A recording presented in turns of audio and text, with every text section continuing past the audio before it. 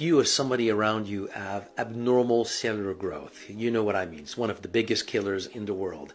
You want to know about graviola. Hello, I am Christian Drapeau. I'm a stem cell scientist and herbalist, and I help people live longer, better lives. This plant behind me is known as graviola in our country here, soursop in South America, guanabana. The fruit is interesting. It's delicious. They use it in South America to make ice cream, to make different kinds of desserts.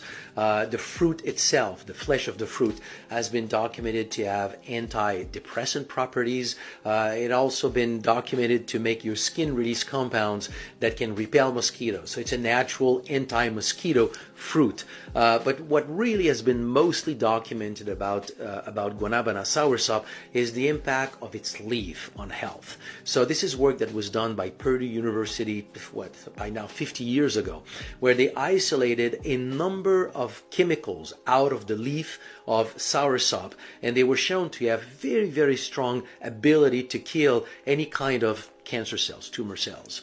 And then when they started to try to own and zone onto the specific compounds, and they isolated these specific compounds, they were either ineffective or they started to be toxic to animals. So it was really the combination of 30-some compounds that really provided this effect on abnormal cellular growth. So they could not patent any of those chemicals, any of the process to isolate these chemicals. They had to simply patent a plant, and because a plant is not only difficult to patent, but if you do get a patent, it's easy to go around it. So the pharmaceutical industry decided that it's too expensive for our return, so they put all this research to rest, and they went on to something else. Unfortunately for all of us, this plant has not been fully documented, but that literature is still out there in the scientific literature. You do some research, and oftentimes you will see people saying there's not enough data to support its effect on abnormal cellular growth. Well, it's on purpose that there's not enough data for it.